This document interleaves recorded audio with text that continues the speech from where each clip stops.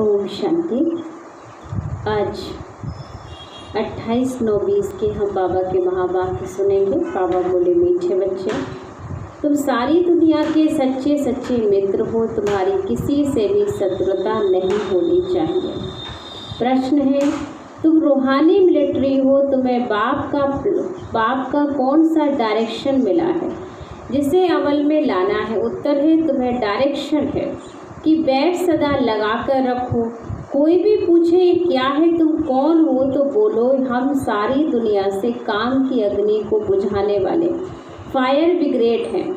इस समय सारी दुनिया में काम अग्नि लगी हुई है। हम सबको संदेश देते हैं, अब पवित्र बनो और दैवी गुण धारण करो तो बेड़ा पार हो जाएगा। ओम शांति। मीठे मीठे रूहानी बच्चे सहज याद में बैठे। कोई को डिफिकल्ट लगता, बहुत मूझते भी हैं। हम टाइट अथवा स्ट्रिक्ट होकर बैठे हैं। बाबा कहते हैं ऐसी कोई बात नहीं, कैसे भी बैठो, बाबा को सिर्फ याद करना है, इसमें मुश्किलात की कोई बात नहीं है। वही हठ योगी ऐसे टाइट होकर बैठते हैं, टाइट टांग पर चढ़ाते हैं। यहाँ तो बाबा कहते हैं आराम से बैठो और बाबा को याद करो और 84 चक्रों को भी याद करो। ये सहज याद है। उठते बैठते बुद्धि में रहे। जैसे देखो, ये छोटा बच्चा बाबा के बाजू में बैठा, इनको बुद्धि में माँ बाप याद होंगे।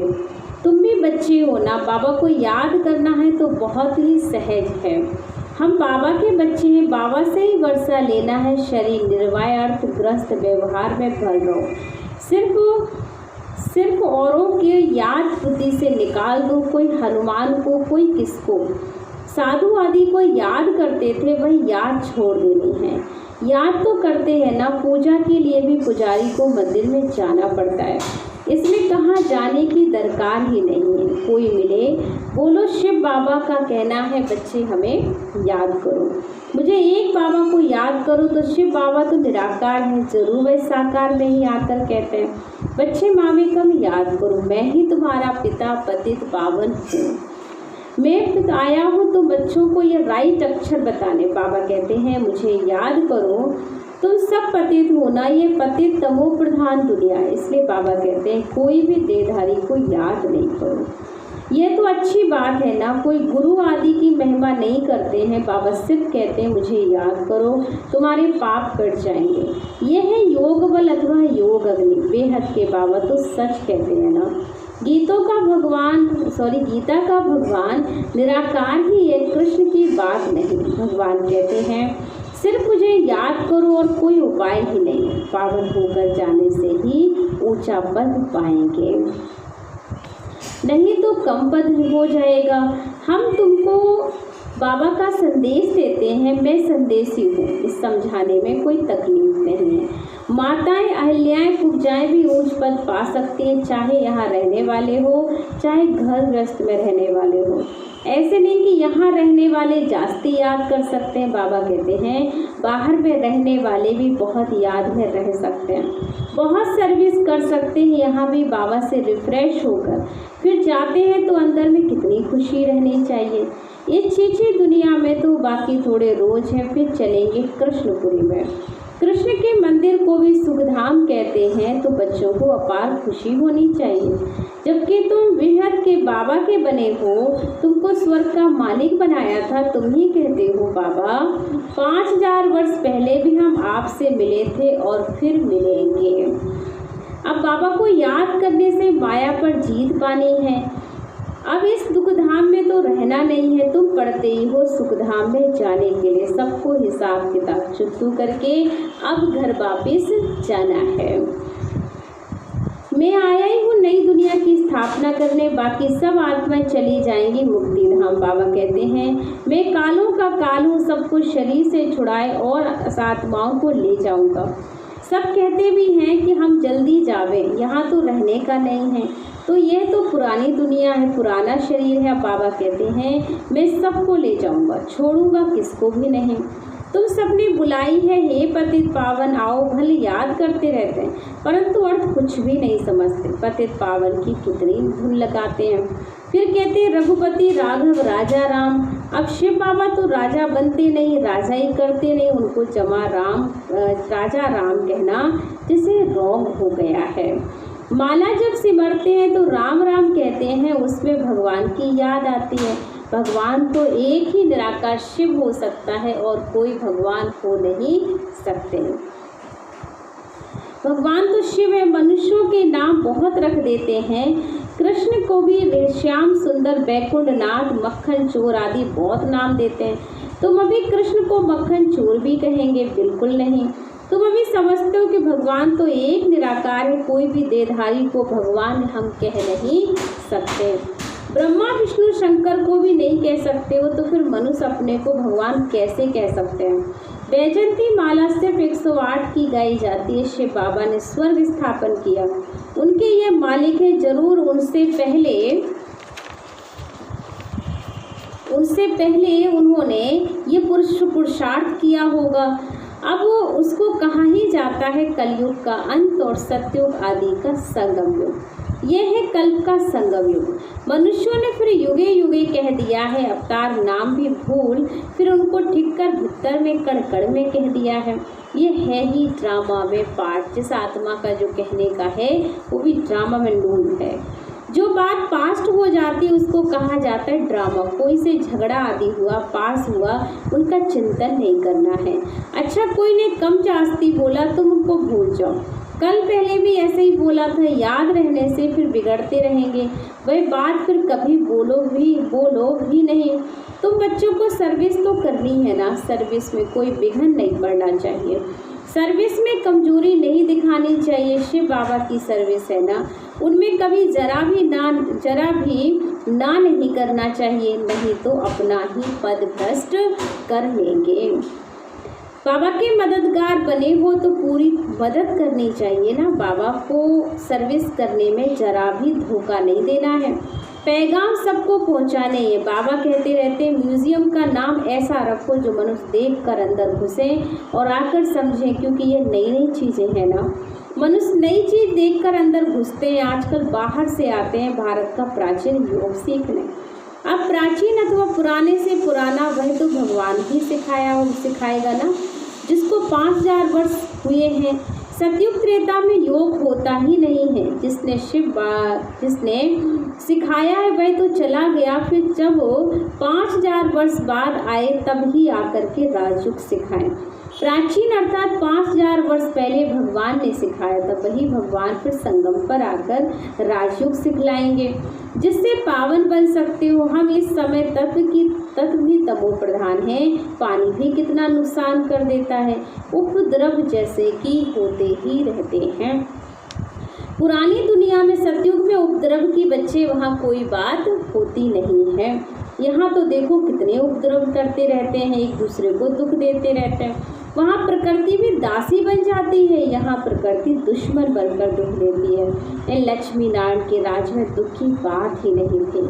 सतयुग था ना, अभी फिर वह स्थापन हो रहा है। बाप प्राचीन राजयुग सिखला रहे हैं, फिर 5000 वर्ष के बाद सिखलाएंगे, जिसका पाठ वही बजाएंगे। बेहद का बाबा भी पाठ बजा रहे हैं। बाबा कहते हैं, मैं इनमें प्रवेश कर स्थापना कर चला जाता हूँ। हाहाकार के बाद ही बच्चे फिर जय जयकार होती है। पुरानी दुनिया खत्म हो जाएगी। लक्ष्मी नारायण का राज था तो पुरानी दुनिया नहीं थी।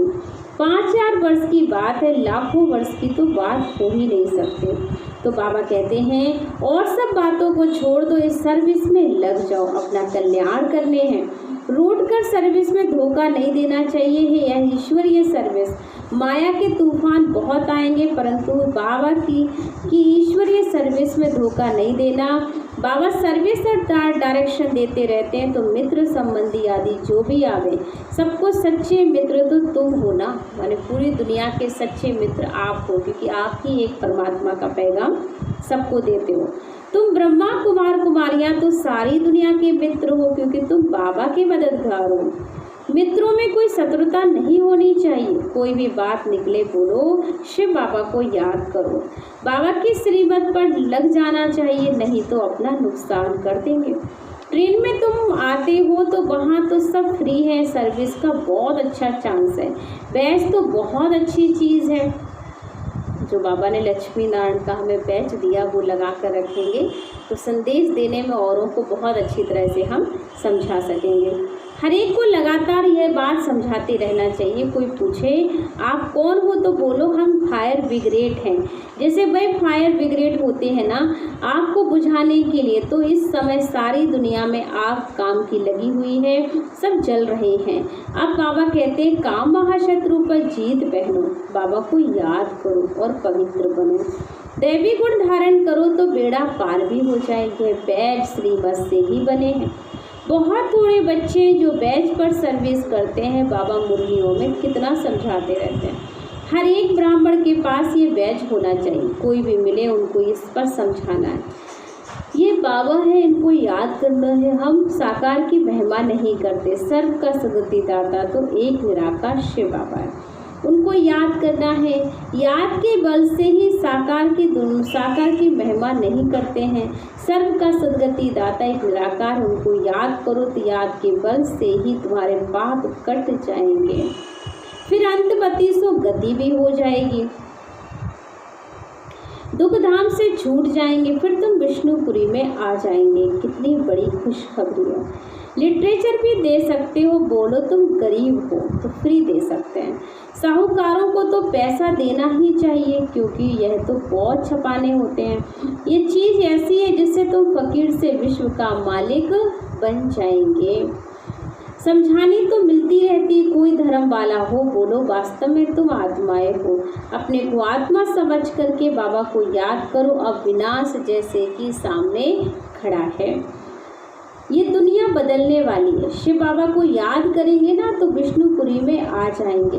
बोलो ये आपको करोड़ों पदकों की चीज़ देते हैं। बाबा ने कितना समझाया है, बैच पर सर्विस करिए, परंतु बैच लगाते नहीं हैं, लज्जा आती है। बाबा कहते हैं जो भगवान हमें इतना बड़ा महान पद दे रहा है उसको भी हम याद नहीं रखते हैं, बैच नहीं लगाते हैं, तो कहीं ना कहीं पर गड़बड़ हो जाती है, लज्जा आती। ब्राह्मणियाँ जो पार्टी लेकर आती हैं अथवा कहाँ ऑफिस आदि में अकेली जाती हैं तो वह बैच ज़रूर लगा लेना चाहिए।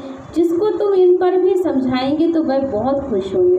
बोलो हम एक बाबा को ही मानते, वही सबको सद्गति करते हैं, सुख शांति देने वाला है तो उनको याद करो।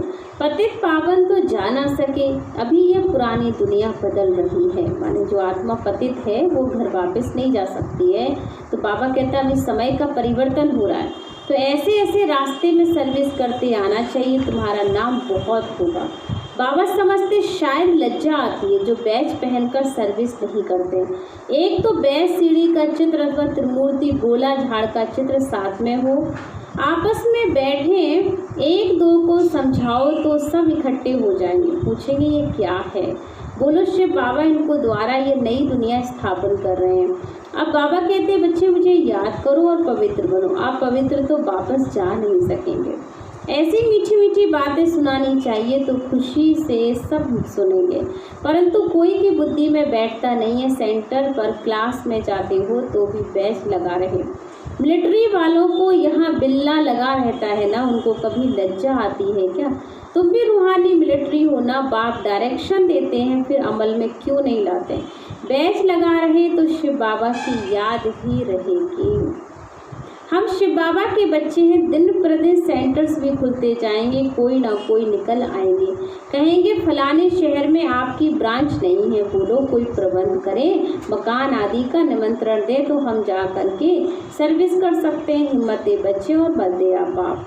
बाबा तो बच्चों को ही कहेंगे ना सेंटर खोलो सर्विस करो, ये सब शिव बाबा की दुकान है, बच्चों द्वारा ही बाबा अपनी दुकान को चला रहा है। अच्छा, मीठे मीठे सिकी लदे बच्चों प्रति माता पिता बाप दादा का याद प्यार और गुड मॉर्निंग। रूहानी बाप की रूहानी बच्चों को नमस्ते।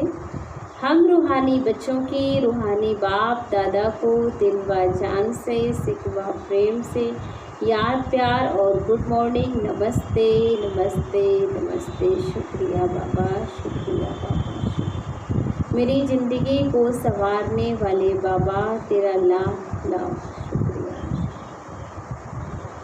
धारणा के लिए मुख्य सार फर्स्ट पॉइंट है, कभी आपस में रूठ कर सर्विस में धोखा नहीं देना है, विघन रूप नहीं बनना है, अपनी कमजोरी नहीं दिखानी है, बाबा का पूरा पूरा मददगार बनना है। सेकंड पॉइंट, कभी कोई से झगड़ा आदि हुआ, पास हुआ, उनका चिंतन नहीं करना, कोई ने कम जास्ती बोला तो उनको भूल जाओ, कल पहले भी ऐसे ही बोला था, वह बात फिर कभी बोलो भी नहीं, माने जो बात बीत गई उसका चिंतन नहीं करो, उन्होंने कल पहले भी हमें ऐसे ही बोला था, हमें कुछ कहा था, हमें उसका चिंतन नहीं करना है, जिसने जो बोला उसके अपने अपने कर्मों का खुद का काउंट है। वरदान है, बीती हुई बातों को रहम दिल बन समाने वाले शुभचिंतक हो। यदि किसी की बीती हुई कमजोरी की बातें कोई सुनाए तो शुभ भावना से किनारा कर लो। व्यर्थ चिंतन या कमजोरी की बातें आपस में नहीं चलनी चाहिए। बीती हुई बातों को रहम दिल बनकर समा लो, समाकर शुभ भावना से उस आत्मा के निवृत्ति मनसा सेवा करते रहो। भले संस्कारों के वश कोई उल्टा कहता है, करता है या सुनता है तो उसे परिवर्तन करो। 1 से 2 तक तो 2 से 3 तक ऐसे व्यर्थ बातों की माला ना हो जाए, ऐसा अटेंशन रखना अर्थात शुभ चिंतक बनना है। स्लोगन है, संतुष्ट मणि बनो तो प्रभु प्रिय, लोकप्रिय और स्वप्रिय बन ही जाएंगे। संतुष्ट मणि बनो तो प्रभु प्रिय, लोकप्रिय और स्वयं प्रिय बन जाएंगे। हम सबको मालूम हो कि बाबा ने कल की मुरली में भी हमें संतुष्टता पर बहुत अच्छा ध्यान खिंचवाया था कि संतुष्ट बड़ी आत्माएं कौन हो सकती हैं, संतुष्टता हमारे जीवन में क्या क्या विशेषताएं लेकर आती हैं, उसकी क्या निशानियां होंगी, वो सारी बाबा ने हमें बताई। पर आज भी बाबा ने 3 विशेषताओं से हमें अवगत करा दिया कि वो स्वयं प्रिय भी होगा और सर्व का प्रिय होगा और प्रभु प्रिय होगा। ये संतुष्ट बड़ी आत्मा की विशेषता होगी। तो जितना जितना हमारे जीवन में ये धारणा आएगी, हमारी संतुष्टता यूँ ही बढ़ती चली जाएगी। 2 मिनट हम बाबा की याद में बैठेंगे और जो हमने मुरली में सुना है उसका हम चिंतन और मंथन करेंगे। ओम शांति।